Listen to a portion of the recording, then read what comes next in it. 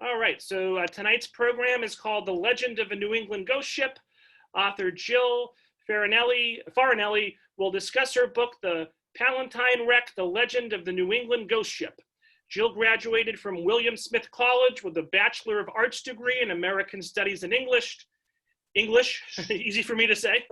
Determined to live near the ocean in a city steeped in history, she moved to the Boston area where for the past 25 plus years, she has worked as a freelance writer and editor, primarily in educational publishing. This is her first work of historical nonfiction on a subject that captured her imagination after spending a week with friends on Block Island 10 years ago. So all 45 of us or so, let's give a big round of applause to Jill for joining us virtually here tonight. Thanks so much, Jill, and take it away. Good evening. Thank you all for tuning in tonight to the Tewksbury Library's virtual meeting, and thank you to Robert Hayes for inviting me to speak this evening. My name is Jill Farinelli, and I've written a book called The Palatine Wreck, The Legend of the New England Ghost Ship. For tonight's program, I've prepared a slide presentation that gives an overview of the story. And then after that, I'll read a short excerpt from the book, from the chapter on the ghost ship sightings. And then after that, I can take any questions that you may have about the events of the story or the research. So now let me share my screen with you. I think what I want to do is stop the video first. Okay, share the screen.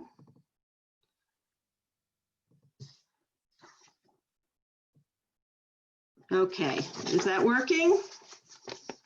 Okay. Looks good, Jill, looks good. Okay, great, thanks, Robert.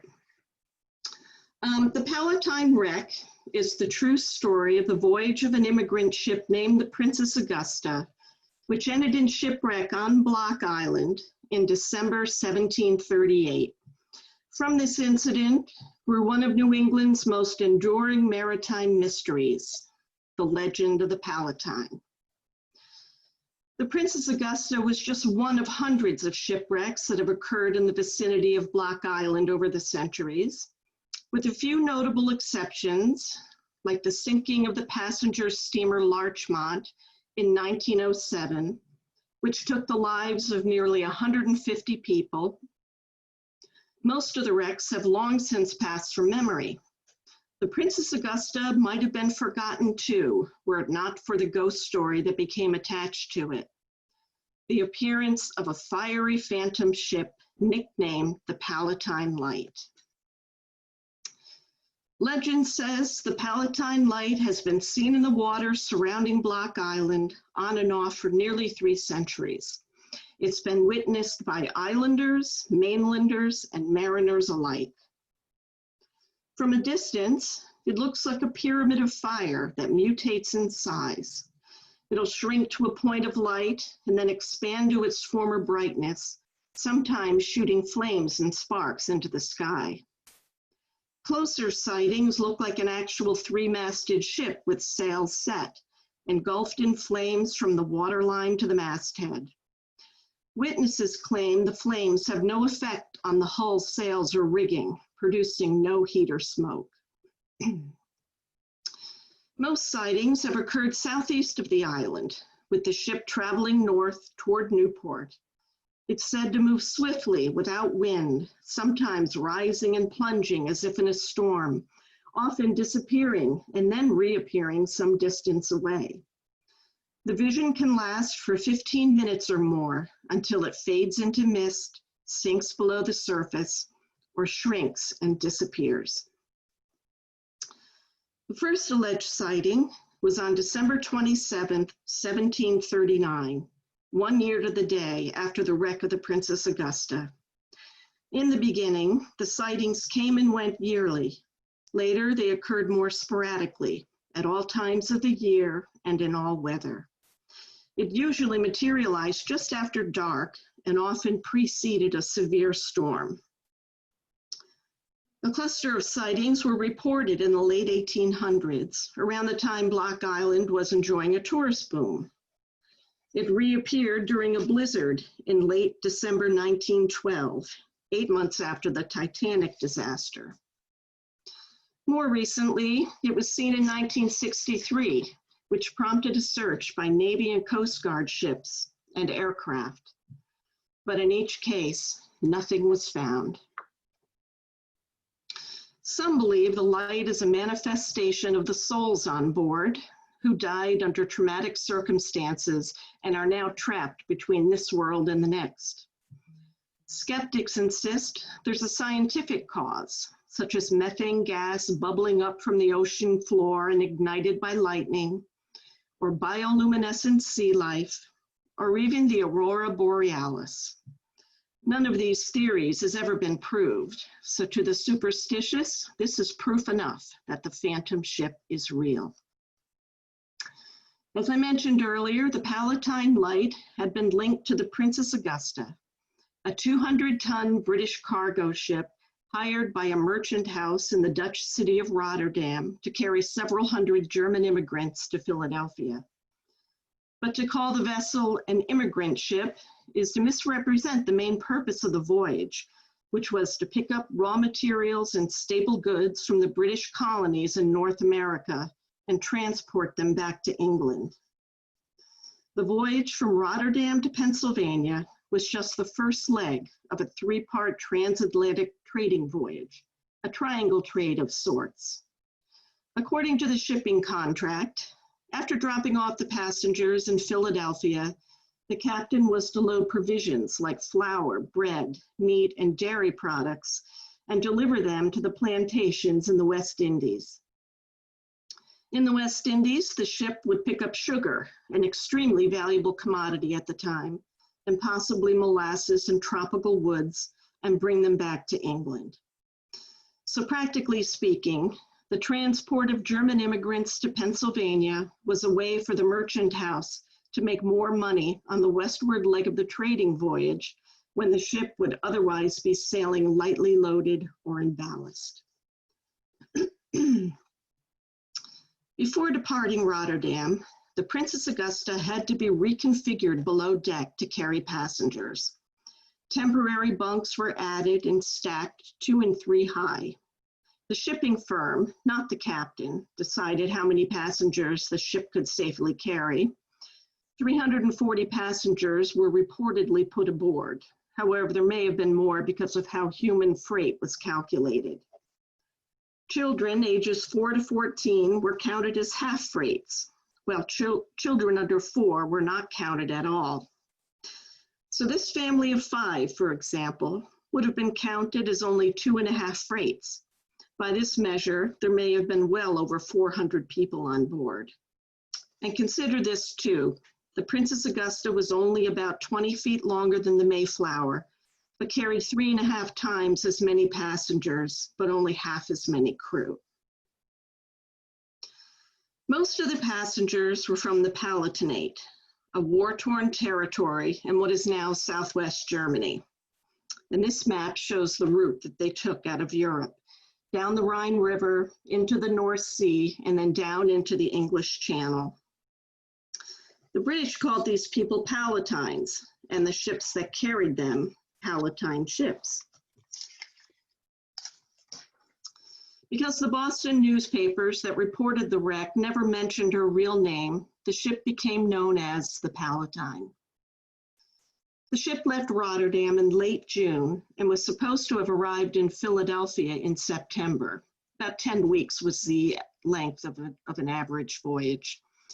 But storms encountered during passage through the English Channel delayed the voyage by several months, putting the ship on the Atlantic at the height of the hurricane season. Then, 3 to 4 weeks into the voyage, disease began to spread both below deck and above. According to a letter written by a Philadelphia merchant who had spoken to one of the survivors, the captain, half of his 14-man crew, and many passengers died before they had even gotten halfway across the Atlantic. The cause given was bloody flux, known today as dysentery. In the beginning, the dead were given a proper burial at sea. The body was wrapped in a blanket and weighted with a cannonball or a ballast stone. It was slid overboard feet first, face up, so that it entered the water facing away from the ship. That was to prevent the soul of the deceased from finding its way back to haunt the vessel. But later in the voyage, as the pace of death quickened and the number of able-bodied men dwindled, the bodies were likely pitched unceremoniously over the side. For reasons I'll explain in a minute, the Princess Augusta ended up in Block Island Sound in late December. They were hundreds of miles from their intended destination. Then, 2 days after Christmas, the ship, now carrying 105 sick and starving passengers and crew, grounded on a sandbar at the northern tip of the island, at the time a snow-covered, sparsely habited place. 2 days later, the ship broke apart and was destroyed, along with most of the passengers' belongings. There were no newspapers in Rhode Island at the time, and the island was often cut off from the mainland due to winter storms. The first news reports appeared in Boston papers 2 weeks after the wreck, and they were incomplete and inaccurate. Not long after, rumors began to circulate that the passengers had been mistreated. The longer the rumors spread, the more disturbing they became. Some claimed the crew had killed the captain, extorted money from passengers by prolonging the voyage and withholding food and water, and then abandoned ship along the New England coast. It was said the ship drifted ashore at Block Island, where the residents rescued the passengers and nursed them back to health. Others claimed the islanders lured the ship ashore with a false signal light and then murdered the passengers and looted the ship. Both accounts allege that the ship was set on fire and burned to the waterline. But it turns out that most of what we thought we knew about the incident was wrong, and only half the story. So what really happened to the Princess Augusta on what would be her final voyage? The passengers faced hardship long before they landed on Block Island, beginning with the arduous 6 to 8 week trip by sailing barge down the Rhine River to Rotterdam. At night, the immigrants camped along the riverbank or on islands in the river channel. They had to stop at more than 30 toll stations along the way, established by the rulers of the territories they passed through. Many of the castles along the Rhine were built in part as toll stations. The term robber baron originated here to describe the medieval German lords who charged exorbitant fees, more like a ransom than a toll.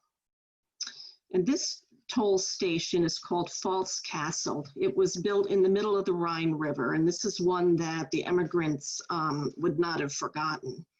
The keepers of the castle hung a chain across the river to prevent boats from passing, and any that tried to slip through would be fired upon by archers in the tower. And then the crew of the boats would be hauled ashore and thrown in a dungeon which consisted of a wooden raft in the bottom of a well. So this was one station you did not want to pass by. So after reaching the Netherlands, they spent 2 weeks in a holding camp established in a soggy field outside Rotterdam, then booked passage with a shipping company named, ironically, the Hope Firm. This was a family of merchant bankers operating out of Rotterdam and Amsterdam and headed by a Scottish expatriate named Archibald Hope, who had a reputation for putting profit above the health and safety of the passengers. And incidentally, the Hope Diamond is named for this family, who owned it in the early 1800s. Once at sea, the weather they faced on the North Atlantic was the worst in years. According to one source, the ship battled a dozen storms over the course of 14 weeks. Journal accounts from other Palatine ships describe the agony of the sick and dying as they were thrown from their bunks in heavy seas. In early December, the ship arrived off the coast of South Carolina.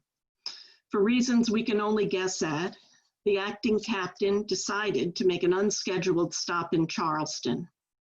It's possible that a merchant ship that the Princess Augusta encountered off the coast of Portugal informed the captain of the two hurricanes that had destroyed the sugarcane crop in the West Indies earlier that summer. Running behind schedule and with the profitability of the voyage at risk, the captain put in at the southern port. There he might get a share of the rice harvest to bring back to England to help mitigate the financial losses of the voyage. But when they arrived, they found the city in great distress. A scorching heat wave, followed by a smallpox epidemic, had all but shut the port city down. People were reportedly dropping dead in the streets. And so the Princess Augusta picked up a small load of tropical hardwood, then left Charleston and continued north toward Philadelphia. Unfortunately, by the time the Princess Augusta reached Delaware Bay in mid-December, the Delaware River had already frozen, as it used to freeze for weeks at a time in the 18th and 19th centuries.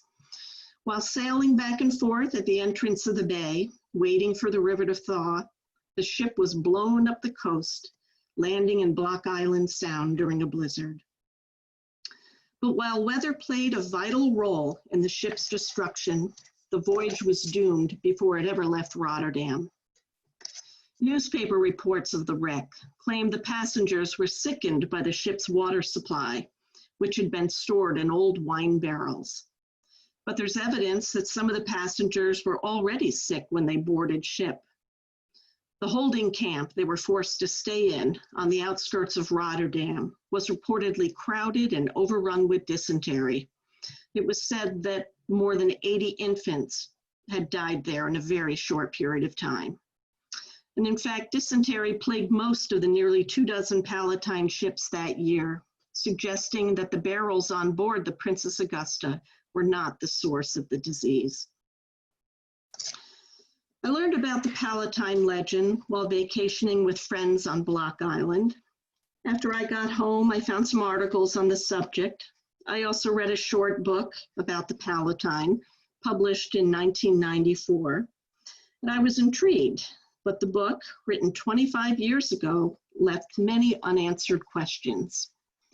So I began what turned out to be a 10-year journey to find out the identities of the passengers on the Princess Augusta, what happened at sea, how the Philadelphia-bound ship ended up at Block Island, and what became of the castaways. I worked with researchers and consulted archives in Germany, the Netherlands, England, and in America. During my search, I discovered several 18th century letters written in Old German script, which mentioned a wreck off Rhode Island and Block Island. And from them, I learned the names of 15 passengers. And this is the first time any passengers on the ship have ever been identified. They included several families from the medieval German town of Schweigern who were traveling with young children. The youngest was 16 months old, the oldest was only 11. Also on board was a man hired to smuggle a shipment of finely crafted German-made guns to a wealthy merchant in Philadelphia. These hunting rifles, prized in the colonies, were the precursor to the famed Kentucky and Pennsylvania long rifles. One letter, written by that same merchant after the survivors finally arrived in Philadelphia, described the horrifying conditions below deck, the callous behavior of the first mate who took over after the captain died, and the desolation of the island at the time of the wreck. He said of their stay on the island, and I quote, "These people also experienced a very bad sojourn at that place, as it is a bad place with only a few residents, and food and drink are very limited." So things have changed a bit on Block Island since then. The same letter also indicates there may be more victims buried in the mass grave on Block Island than previously believed. We think there may be 30 and not 20. This is the only monument to them. It was placed there in the late 1940s. It's located on the southwest part of the island, on land formerly owned by the chief magistrate of Block Island in 1738. He and his wife had taken in some of the shipwreck victims into their home. and later residents of the house claimed it was haunted by a dancing mortar made from a log of lignum vitae taken from the ship after the wreck. Of the 60 or so survivors, 2 women chose to stay on the island after the others moved on to Philadelphia. One, nicknamed Long Kate because of her unusual height, was said to have practiced fortune-telling. She also displayed some bizarre behavior. According to island historians, she'd hide behind a stone wall or under a clump of bushes, then fall into a deep trance. She'd lie there unresponsive for hours, then wander back to town and tell people she had just flown across the sea to visit relatives back home. Naturally, the islanders were wary of her and believed she was a witch. She married an enslaved African on the island, a man named Newport, and some of their descendants still live in southern New England today. The other woman, nicknamed Short Kate, led a quieter life as a domestic servant. She was unmarried, had no children. She's believed to be buried in an old family cemetery along the northern neck of the island. Although when I went there, I could not find any stone. I was asked in an interview what I thought the significance of the story was beyond a local yarn. And I think first, it demonstrates how an absence of information, in this case, the incomplete and inaccurate reporting of the wreck by colonial newspapers, leads people to fill in the blanks themselves. That is how rumors about the ship's demise and the mistreatment of the passengers started. Inevitably, rumors spread and change over time, in this case with the help of some famous 19th century poets like John Greenleaf Whittier. As one folklorist put it, legends are simply the survival of rumor. Second, the Princess Augusta tragedy was a small part of a much larger story. If you peel back the layers of the Palatine legend, you'll find it was an unlucky voyage in an otherwise successful business enterprise called the Palatine trade. In the century before the American Revolution, British merchant ships carried more than 110,000 Palatines to America, in what was the first mass migration of non-English speaking Europeans to these shores. The Princess Augusta was one of 22 Palatine ships that sailed in 1738 and one of 530 known Palatine voyages in all. It's also one of only a handful that never reached their destinations. So in the end, this is a story about the tremendous risks people will take when they are desperate to start over in a new land. The Palatines on this ship and on hundreds of others in the 18th century left Europe to escape religious persecution, political oppression, economic hardship, and the ravages of war. It's a universal theme, anchored in hope, and it continues to play out around the world to this day. And that is the end of the slideshow. And now I thought that I would read an excerpt from Chapter 12, Ghost Ship in the Sound. And I can, let's see. I'm just going to turn that back on. Adjust my lighting. Okay, Chapter 12, Ghost Ship in the Sound. One evening, in late December 1739, the British trading vessel Somerset was passing through Block Island Sound when the crew spied a tall ship on fire. As they headed toward the burning vessel, it suddenly sank into the sea. The captain recorded the disturbing incident in his log. He wrote, "I was so distressed by the sight that we followed the burning ship to her watery grave, but failed to find any survivors or flotsam." This is perhaps the first eyewitness account of what has come to be known as the Palatine Light.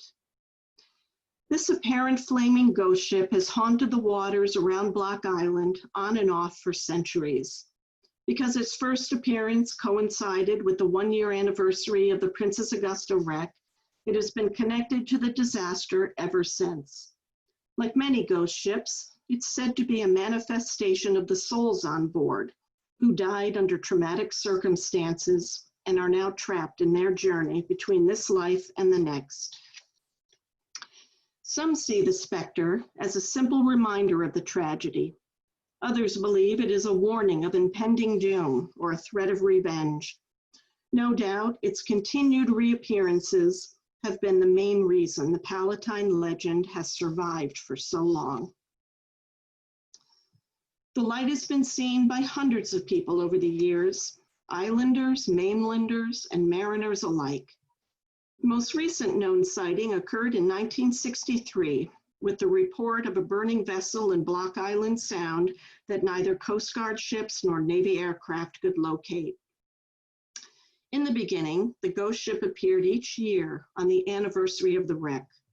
Later on, the sightings occurred sporadically, sometimes decades apart. Many observers recalled that it materialized just before a fierce ocean storm. In 1811, Block Island physician Aaron Willey submitted a lengthy description of the Palatine Light to the Medical Repository. That was a scientific journal at the time, which published his account in 1813. Willey spoke to a number of residents who had seen the apparition. They described it as a pyramid-shaped mass of fire that continuously mutated in size and brightness. Witnesses were uncertain whether the light touched the water or hovered above the surface because, as he wrote, none of the boatmen have courage enough to approach it. The light might be seen blazing 6 or 7 miles out to sea or within half a mile of shore. Added Willey, a gentleman whose house is situated near the sea informs me that he has known it to illuminate considerably the walls of his room through the windows. Willey first saw it with his own eyes at twilight one evening in February 1810. He wrote, "It was large and gently lambent, very bright, broad at the base, and terminated acutely upward. From each side seemed to issue rays of faint light, similar to those perceptible in any blaze placed in the open air and viewed in the night.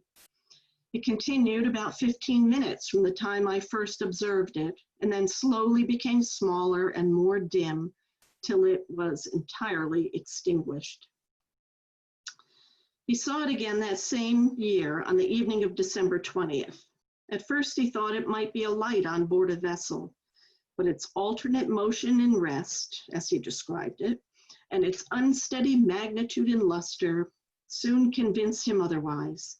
In his account, Willey explained that the light was named for the ship Palatine, which had been deliberately cast away on Block Island in the early 1700s in order to conceal the murder and inhuman treatment of the unfortunate passengers. The doctor's story was reprinted in several publications in the late 1820s and early 1830s, but by 1832, the sightings had apparently stopped. Some said the light no longer appeared because all the people connected with the wreck were dead.